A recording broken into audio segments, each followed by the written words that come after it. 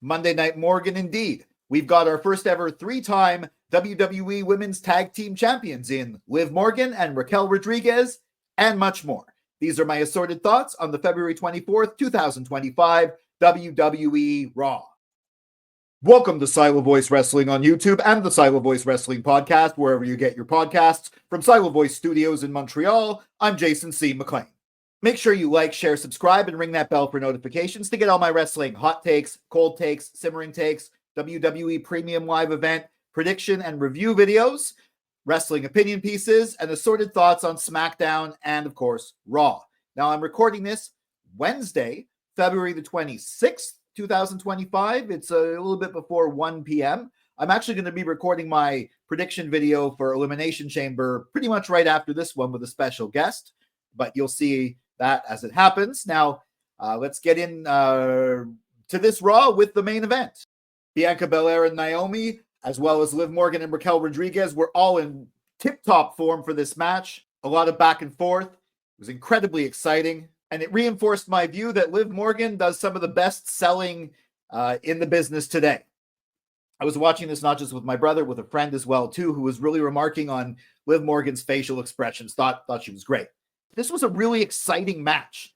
There were so many false finishes. Wow. I honestly kind of thought, especially seeing as they did the Jade Cargill setup video at the beginning, that it just made sense for Liv and Raquel to win. I thought they were going to win because, Jade was going to show up and come on the screen, distract Bianca because she was going to blame Naomi, something like that. But no, they ended up winning because of old-fashioned cheating, but not right away. Dominic came in. There was some cheating, some distractions, but eventually one of those false finishes would be an actual finish with Liv pinning Naomi. 1, 2, 3, and new WWE Women's Tag Team Champions, Liv Morgan and Raquel Rodriguez. This match went overtime. There's no official runtime for Raw, but it's generally been about 2.5 hours. This one went to like 2 hours and 42 minutes, I think, because this match went over. You think it's going to be over. You think there's going to be, one of the false finishes. You think they cheated. Okay, they're going to win. But no, it keeps going. This is awesome chance. This was an amazing match. And this was a stellar. Okay, Raquel was excellent in this match, was really good. She hasn't been that great lately, but she's really stepping up for this. Bianca and Naomi, as always, and Liv put on like a star performance. I'm wondering what this means for Elimination Chamber. I have an idea what this means for Elimination Chamber. I think this means Liv Morgan's definitely not winning, but also Bianca Belair and Naomi, even though Jade hasn't come down, she might come down at the Chamber. They have no real reason to, be nice to each other because they're not co-tag team champions at this point. So they're going to do some hard hitting. They're going to fight. And I actually think this means Bianca Belair is going to win the Elimination Chamber, and she's going to face most likely Rhea Ripley, possibly Io Sky. And maybe we're going to a tag team championship feud at WrestleMania with Liv and Raquel versus Damage Control, because I'm pretty sure they made it clear that they weren't the ones who took out Jade Cargill. So Judgment Day got a win, but mainly Liv Morgan is now the most valuable member of Judgment Day, which considering she was only joined it like a few months ago, that's impressive. And Michael Cole said it last year into this year, this is really I guess the Liv Morgan era. She's really impressive. And this match is sort of a cherry on that cake. Is he wearing a raincoat? That line from Pat McAfee, that pretty much accurate line from Pat McAfee describing what Seth Rollins was wearing, is pretty much all my friend Tanu took away from this promo. We're 5 minutes into the serious part of it, and he starts cracking up, repeating the line, is he wearing a raincoat? Yeah, it was a funny choice of outfit from a guy who usually has wild outfits for such a serious promo. Maybe just jeans and a t-shirt would have been better. But regardless, Cody Rhodes and Seth Rollins made clear what The Rock meant. The Rock wanted Cody to be a corporate champion, his corporate champion, his champion. He wanted his soul. And that was kind of an obscure promo from The Rock. See my review about that. But they made it crystal clear what The Rock is asking. The Rock is basically looking for Cody to be his corporate Rock, or corporate Mankind, like the previous owner of the WWE had back in the Attitude Era. But I think it's also clear that if Cody says no, somebody else might step up. But I thought this promo, because Seth Rollins, yeah, he was kind of like as Cody put it, a very compromised soul, of a compromised person to be making such a plea to Cody to not, turn his back on the fans, because Rollins did the exact same thing. But Rollins basically said, don't make the same mistakes I made. This really helped build the tension of that segment, which is already a very anticipated segment with The Rock and Cody Rhodes at Elimination Chamber, by giving us the feeling that Cody, might actually take the easy road. He doesn't want to have to suffer like his dad did. He doesn't want his family to suffer. He might become the corporate champion. Now, I don't think he is, but save that for my predictions video. But this was a really hot segment, a really passionate segment, a really emotional segment that brought the weight to that promo that the Rock had done with Cody Rhodes on SmackDown. And I guess leave it to Seth Rollins and Cody to bring out the serious drama in this situation. Excellent segment. CM Punk and Logan Paul at the top of the show could have been hopefully just to set up their confrontation in the Elimination Chamber, or it also could have been potentially set up a feud between the two of them at WrestleMania. Now, this, as somebody who wants Punk to win the Elimination Chamber and face Cody, has me a little bit worried that that maybe he might be facing Logan Paul. But also, it kind of shows me that him versus Logan Paul could actually be a really good feud. The promo, this promo exchange was great. The way Logan Paul had the crowd booing and Punk had the crowd cheering, it just shows the perfect heel babyface dichotomy. Like this, they actually work pretty well together, and they are in reality kind of like the antithesis to each other. Logan's the just the social media star, doesn't really care, and would do anything, would gladly perform in Saudi Arabia, whereas CM Punk won't, although maybe he will next year, who knows. And Punk is the antithesis, the anti-Logan Paul, anti-corporate, anti-Logan Paul.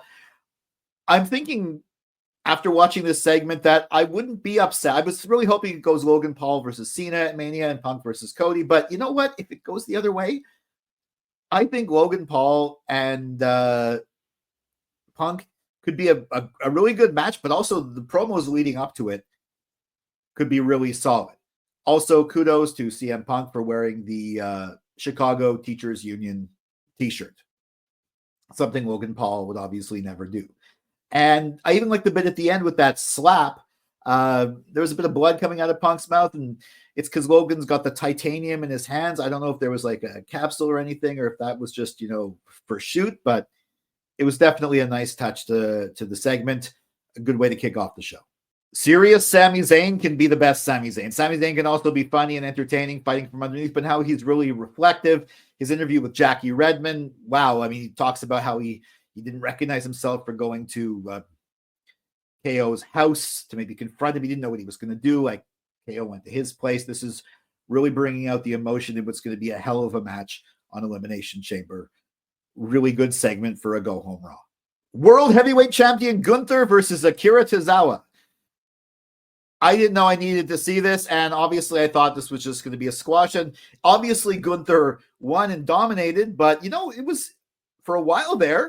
Tozawa actually got a 1.5, maybe even a 2 count, got to the ropes for Gunther to break the hold. Now, these were hope spots that I mean, just the simple fact that he got these hope spots, it sort of shows, it doesn't diminish anything take anything away from Gunther, but it really shows something for Tozawa, and the crowd definitely was into this, wanted to see it. But of course, Gunther won, kept attacking Tozawa. Otis came in to stop him. Gunther left, but then came back, snuck up on Otis, attacked him for Jey Uso to make the save. And then they followed this up later in the show with Jey Uso checking on Tozawa and then having that exchange with Austin Theory and Grayson Waller. By the way, Austin Theory and Grayson Waller is like one of the longest breakup angles ever. I like how Theory's sort of, doing Jay's movement. But anyways, this really, also, I love Jay's shirt. I mean, he has new merch every week. I like the color of his shirt, which is something strange for me to pick up on. But yeah, no, but this is, with the previous match and with this segment after, this is building the Gunther Jey Uso feud the best way possible. They're adding new layers to it every week, bringing other people into it. Maybe Gunther's going to plow through all the the baby faces he considers to be at the level of Jey Uso who really aren't, and This is just, it's making this the average people with their champion Jey Uso taking on the evil monster heel. This is, it's kind of paint by numbers, but you know what? I'm glad they're going through the numbers. I'm glad they're going through the stages. This match is going to cook at Mania. This is the booking decision I didn't know we needed, but I'm so glad we have. I was hoping Lyra Valkyria's first title defense for the Women's Intercontinental Championship would be against Ivy Nile, and she beat Ivy Nile, and then maybe Dakota Kai would come back and win it. But no, it was against Dakota Kai, and obviously she won. You're not going to have her lose her first defense against the person she initially won the championship from. So yeah, it gives more oomph to Lyra Valkyria. This was a really good match. Her and Dakota Kai always put on a banger. I preferred their first one, but or not their, I guess their second one. Their first one was in the Queen of the Ring tournament, I think. Their second one in the finals of the Intercontinental title tournament. That was my favorite match between these two, but this one's a close second. This was a really solid match. Of course, the respectful handshake at the end. This is awesome, the whole thing. In fact, they got the crowd as they went along. I don't know if the crowd was that into it because the storytelling hasn't been as great for this championship as it has been for Chelsea Green's, but the crowd definitely got into it because of the quality of the match. And yes, Ivy Nile attacked her at the end, and I think Ivy Nile is going to get a title match, not because she deserves it, because she doesn't really have any wins, just because she's attacking the champion. That's the way heels do things. And then maybe, who knows, maybe we're going with these two at WrestleMania. That could be an interesting match, maybe a triple threat with Dakota Kai as well, too. Who knows? And I think Dakota Kai is going to be involved with Damage Control, maybe for the tag titles. But anyways, I think this actually is a smart way to have a feud between Lyra and Ivy Nile, especially seeing as Ivy didn't earn a title shot. She's going to get one by attacking the champion, which is good booking, good heat. You know what, Jason? Just trust the booking on this one. I keep telling myself that. Braun Breaker versus Dirty Dominic Mysterio was a solid match. Of course, Dom got decimated until Judgment Day decided to interfere, causing a DQ, and they attacked the Intercontinental Champion. But then we got the stare down between Braun and Finn Balor. Interesting. I mean, I was kind of thinking they were going with Braun versus AJ Styles. Maybe it'll be a triple threat, not involving Dom, as I thought, but maybe a Finn, AJ, and Braun. But, Braun and Finn, that could be interesting, especially at Mania. I think what they're doing right now is they're just sort of testing out all these potential feuds in front of the audience, seeing how they react. I think the crowd reacted a bit more to AJ versus Braun than Finn versus Braun. But you know what? Finn versus Braun could be good, or maybe we're getting that triple threat for the IC title. I don't think there are going to be too many triple threats at Mania like some people are predicting, but I think this might be a triple threat match. And I'm here for it. I think that could be good. Heel New Day beat the LWO as expected. It wasn't the main members, but of course they attacked them after, and then Dragon Lee came down for the save. But the New Day's biggest contribution to this show was their promos insulting the local feud. There was something I think happened during commercial break where they dismissed Jackie Redmond from her own position and said they're going to go to Costa Rica, a place that people in this crowd can't afford. I don't think anyone really thought that this configuration of the LWO really stood a chance against the New Day, but it was a way to get the New Day to be even more dickish heels to the crowd, which is good because you got to keep building the New Day. We want to see the New Day as heels on WrestleMania getting massively booed, but against credible opponents. I didn't think I was going to enjoy the triple threat between Penta, Pete Dunne, and Ludwig Kaiser, but I really did. It's a really solid match, a lot of back and forth, and also Penta actually lost the match without getting pinned. Kaiser ends up getting the victory. And I guess that's the way you can actually have Kaiser get a victory without Penta taking a loss, because you don't want Penta to eat a pin or a submission this early in his push. He's probably going to have a personal undefeated streak all the way to Mania. Interesting. I didn't think I wanted to see this triple threat, but I'm glad I saw it. And these were my assorted thoughts on the February 24th, 2025 WWE Raw. From Cleveland, Ohio, home state of Logan Paul, who still got booed. This was a really solid Raw. This was an excellent go-home for Elimination Chamber. It did what it needed to do. It really put emphasis on what's going to happen there, created a lot of anticipation, a lot of wonder, and we got a title change in what I think is the most important tag team scene currently, the Women's Tag Team Championship scene, because you got they're single stars, Bianca, Naomi, Liv, Raquel, but they're also they're real teams, and they're top stars in real teams, and that's what we need. Is a very hot scene. It's probably the hottest of all the tag team scenes. So I was definitely very satisfied with this Raw. Did you agree with my thoughts? Let me know in the comments. Follow at Silo Voice Wrestling on Facebook and Instagram, at Silo Wrestling on X, and me at Jason C. McLean on X and Instagram. And make sure you like, share, subscribe, and ring that bell for notifications. I will be back with a video I'm recording in about an hour with a guest.